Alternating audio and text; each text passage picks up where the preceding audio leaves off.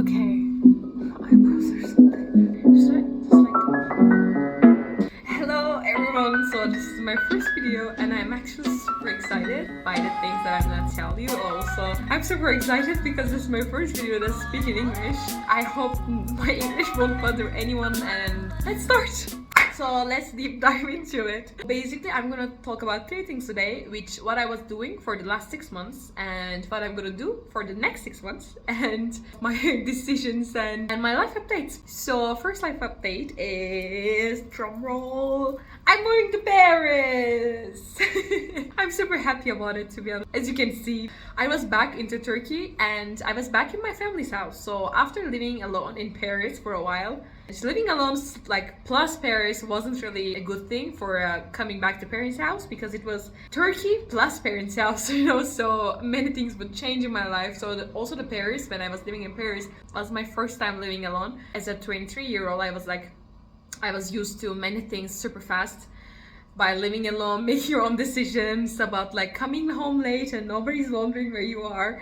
And I was really liking it. Then I came back to my parents' house. First thing I'm gonna tell is like what's happened after I graduated from masters and why I was in Turkey, why I'm coming back. Okay, let's start with why I was in Turkey. So after graduating from the masters, if there is anyone who does not know, it's HEC Paris Master of Science in Sustainability and Social Innovation program. It was a specialized masters. I did it for 1 year.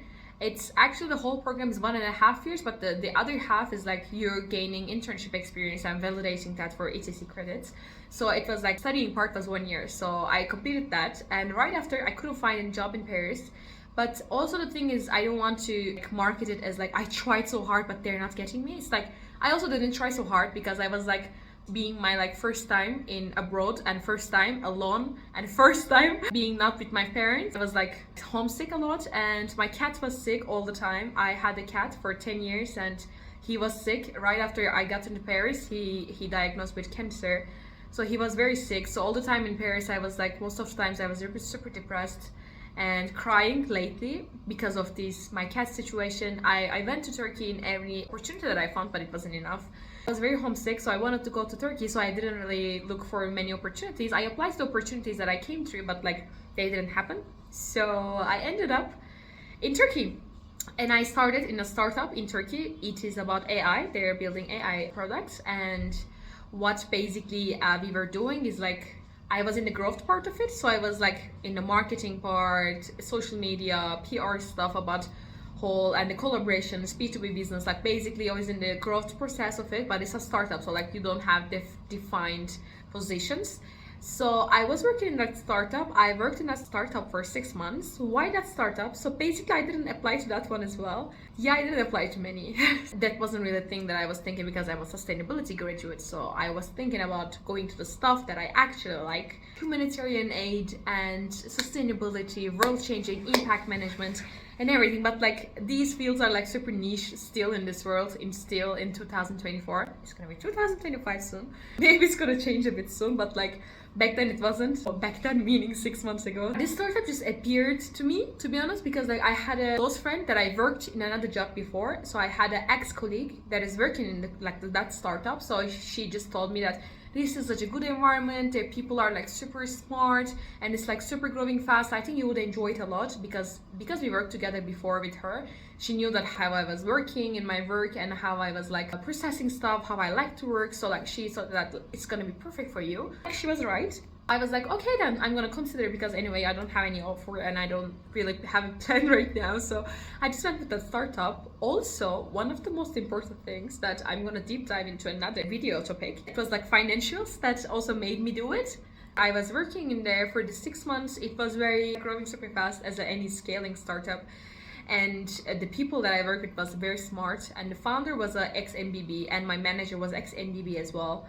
And the other people were super young, and everybody was like same age also. And yeah, it was very fun, and I think I never been into this close to AI, so I think it's a nice opportunity for my career in general. When I think about the future, even if I want to stay in the impact field, I can still be in the tech part of it as well. And I think, like, as we all know, the AI is developing so fast, so I think it was a very nice and very teaching experience. So also like I'm super used to the startup environment. For people who don't know, I'm from Turkish Entrepreneurship Foundation, and I've been interned many startups. I worked in many startups before. That's also why they chose me to work in that startup. I like the environment, I like people, I like how they do work. But then the UN happened. I applied to UN in May. Like I applied to UN all of my life to start with. Like I started applying in the first year of bachelor as an intern because they were having like summer interns of like students, and I was in bachelor. I don't know the situation for that right now. At the end of the day, I never got into it. So like I was always rejected. So also when I was in masters later, I applied many internships. I applied to the Istanbul office. So like in Istanbul, you have UNDP Istanbul, and you have an office which is like the private sector part of UN that is based in Istanbul. So like it's only in Istanbul, and I applied for that as well. But somehow, at the end of the master, I couldn't get any UN offers as well. Other than the UN, I applied for 2 other IGOs. IGOs means like IGOs, which is like intergovernmental organizations, like international organizations for you. So I applied to the World Bank, I got rejected. I applied to the OECD, I have been interviewed 3 times, I've got rejected from all. So at the end of the day, I really wanted to work in intergovernmental organizations, and like none of them happened. UN emailed me like 2 weeks ago. It's like even maybe last week even. Everything is going so fast, so I cannot even keep up with that. At least I'm smiling, that's something. Yeah, they sent me an email like, are you still interested, because we want to interview you. And I had an Excel file that I'm talking about. Basically I'm putting the companies that I applied. So I checked there and I saw one application to the UNEP. UNEP means United Nations Environmental Program. This is the UN agency that got back to me. So I realized that I applied through May, June, and like I never got any, like I never heard anything from them. If you're applying for the IGOs, I think you should get used to the fact that they might not get back to you at all, because like thousands of people applying. They're just not creating the hustle for themselves by putting the effort of rejections. So it's just like you don't hear from them. So like I was like, yeah, I'm super interested, because I was also thinking for the startup job for just for a while. I can see myself growing there, but I also want to go back to the sustainability environment, because what I was doing in the startup wasn't really sustainability focused at all. It was just a growing startup in AI, and it was like inclusive AI, to be honest. Like at some point it was like it has a social part of it as well, but like it wasn't like totally any organization or something. So like it's totally not comparable. I've been interviewed with them, and they made it clear that like it's in face-to-face in Paris. We see that you're in Istanbul right now, would you like to come? I was like, yeah. I said yeah, but like I was like, hell yeah, I'm coming. You know, I was already looking for an excuse to go back to Paris, because last month I was really sad. I don't want to say this, but I was really sad here. Not just being here, it's also the fact that I know all of my friends are in Paris, and even if they're not like in their jobs, they're having fun with each other. It's also the fact that in Ankara I was very alone. My current friends will be a bit sad about it, but I was very alone in Ankara. It just happened. So from my bachelor friends, I don't really have them meeting each other all the time. And like my high school friends, everybody is super busy, so they're not meeting that much as well. Because I was also so much commuting in the last month, so much traveling. I was going to Milan, Paris, Ankara, Istanbul, you know. I was everywhere basically. Like my job was in Istanbul, and they were requiring me to come sometimes. So I was going to the job to Istanbul sometimes. Sometimes I was in Ankara. Sometimes I was in Milano, because I have a boyfriend there, and I was visiting him. And I visited Paris once, I visited Denmark once. So like I've been traveling a lot as well. So at the end of the day, I couldn't hang out with the friends as much as I want. So I felt a bit lonely here as well. It's also the thing is my recent friends stayed there, and my past friends were here. So I was really missing the recent life of mine I had in Paris. I was like looking for an excuse to go to Paris already, and like UN is like a amazing excuse to go to Paris. Yay! Me like applauding myself. I think my friends didn't really enjoy it that much. I'm sorry. It's not really like a high salary job, and they really wanted me to stay in Turkey as well. But I'm gonna do it anyway, because this is what I want to do. And like through the months, I know that like I was very sad about the other stuff. So like I'm just gonna do it. If I don't like it, that's 6 months. But I think I'm gonna like it. And the other thing is like I'm gonna be close to my boyfriend. There's another thing. I have someone in my life that I really want to be with, and I think my age is like also good for that as well. Like to want someone in my life, because like it was like if it was last year, if it was 2 years before, I was like I cannot commit to someone, I have to find myself. But like now I feel like I'm finding myself, in the way that I know myself. So like I think I'm also in the state that like I can say that I want to be close to my partner because I love them, and finding myself in the life adventure is also more meaningful for me with my partner. I sound like a lovebird. I'm so happy. I don't know why. Okay. So my plans for the next 6 months. And starting with the fact that I have an aunt there in Paris. Like it's like in the suburbs of Paris. They're in the fort, so like it's very far away from Paris actually, but it's still in Ile-de-France. So I'm gonna go to my aunt first because like it's 1 week away from Christmas right now. So like I don't think in 1 week I can find a place to rent in Paris right now. And in first week of January I have to move. I'm gonna go to my aunt. I'm lucky enough to find that, so I'm super happy. I'm gonna go there and I'm gonna look for a place to be with my friends or be myself, like a studio. It depends. I don't really have a budget. I don't have a budget, but I have my savings saved a bit. For 6 months, yeah, I can manage. And my parents have saved a bit as well. It's also like just enough for 6 months, so hopefully after 6 months I'm gonna be okay. And the other plan is, I think some of you know that I was applying to the PhDs, and I'm still applying for PhDs, and I still want to do a PhD, but I don't want to do a PhD just because it's PhD, you know. I see PhD opportunity as a progress opportunity. I don't want to go to any PhD just because I want to do a PhD. So I'm gonna try to do a PhD that I like, and I like the opportunities of it. I just applied to one. It didn't come out positive, and that was also why my parents upset a bit. They like academy so much, wanted me to be like being PhD as well, but like there was no answer from them. There was no positive answer from that, no negative answer as well, but like there was no answer from that. So like I just assumed that I got rejected, and I'm gonna apply for another one. Hopefully that's gonna happen. That's my current plan right now. Yeah, so basically the PhD, I'm still gonna apply for another one. I got rejected from, assumably rejected from the first one, and I still want to do it, but I want to do it as it makes sense in my personal journey, not because just I want to do a PhD. So also for example, coming to masters, I just applied to HEC and SASI, my program, because I really wanted to do that, because that was making so much sense in my life. I didn't want to do a master's just because I want to do a master's and applying this building of that, applying all the countries, all the programs, you know.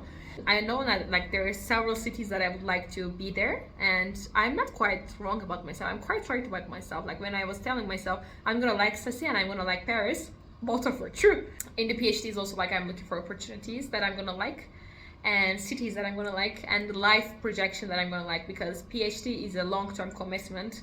So I want to see that like if I can do it for that long and if my partner can come with me, because it's also the thing is like PhD is a long-term commitment again, and it's gonna be like at least 4 years I'm gonna be there, 4 to 5 years I'm gonna be in that place. When I'm out of the PhDs, I'm gonna be 30 and just new graduate, you know. So I just wanted to my partner to know about that as well, because I think it's their right to choose what they want to do, because I cannot really move if I start a PhD and like that will be my life, and I'm not gonna have that much money. That's another thing. I just shared that with my partner, with my family. I'm still in that page, but like as I said before, I'm trying to create a meaningful story. So like which chapter of the story the PhD gonna fit is gonna fit there, not necessarily right now. Right now is UNEP, so we're going to UNEP. There is another thing that I really want to share, which is like super duper exciting for me. If I can calm down, I'm gonna tell. Basically, there is a startup in Turkey. They are doing sustainable leather products. It's completely vegan. All of the workers are vegan. It's a small startup, but they're doing fashionable, like high fashion items, like high fashion boots, leather jackets, notebooks that is like leather. And this leather is not animal leather. This leather is mainly apple leather. Can you believe that? I can believe, because I'm a sustainability graduate. You should also believe. It's crazy. They're so inspiring. I was gonna say so effing inspiring, but they're so inspiring, and I really wanted to work with them as well. I saw an opportunity from them. It was a senior opportunity, but I applied anyway because I really love them. And I talked with them. Hopefully they liked me as well, and they found me super enthusiastic, if you can tell.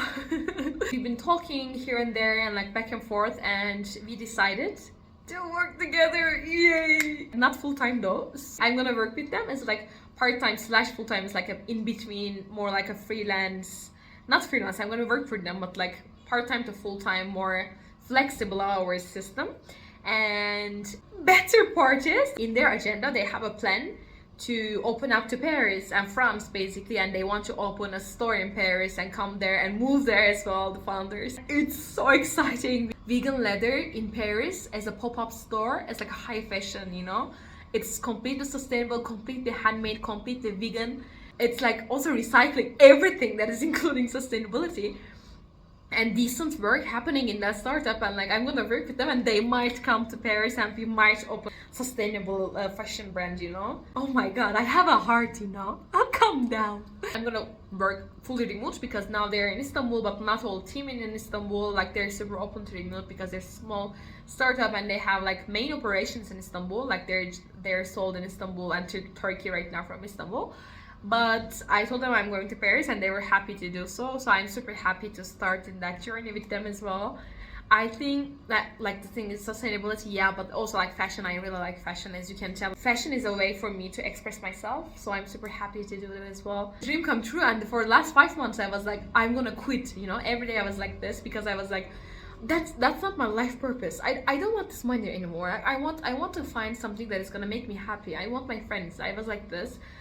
Now things are happening. Like December came with the plot twist and I'm like so ready for it. These are the updates basically. I don't think I have more updates and I cannot wait to go to Paris, and I will update you guys. After this video I'm gonna go post on Instagram about like I'm looking for a room in Paris. 6'5", more than 6 square meters please. More than 9 square meters as well. I saw some apartments that are like 9 square meters. Just the kitchen, toilet is shared, you have a private shower, and the bed is like upstairs and it's in the 7th floor without elevator. When I first told my dad about it, he was like, okay, but I said like with no elevator, because like his mind didn't process it, because he's a civil engineer actually from Turkey, and in Turkey if it's like more than 4 floors, you put elevator. In the 5th floor, elevator starts to be okay to put. 7th floor with elevator, she was like, you're gonna go and never come down then? Because the thing is like I hate hills and I hate climbing. My heart cannot, like I start to sweat a lot, I cannot breathe. My heart just goes like 130, you know. It's like super high BPM for me, so I would like to stay calm. Maybe 2nd, 3rd floor. Even 4 is doable. I don't like 5. Anything above 5 is not acceptable, but I don't know what I'm gonna do. Okay, time to end the video. Thank you so much for listening to me. Thank you so much for being interested in my life, if it's a good way. I don't like haters to watch and like comment hate stuff. So thank you for listening. Thank you for all the good wishes and intentions that you have for me. And I'm really glad that it's gonna happen in my life right now. That's the change that I needed and I'm super happy about it. See you in the next video, or like see you in the comments or see you in my messages. I love you. Bye.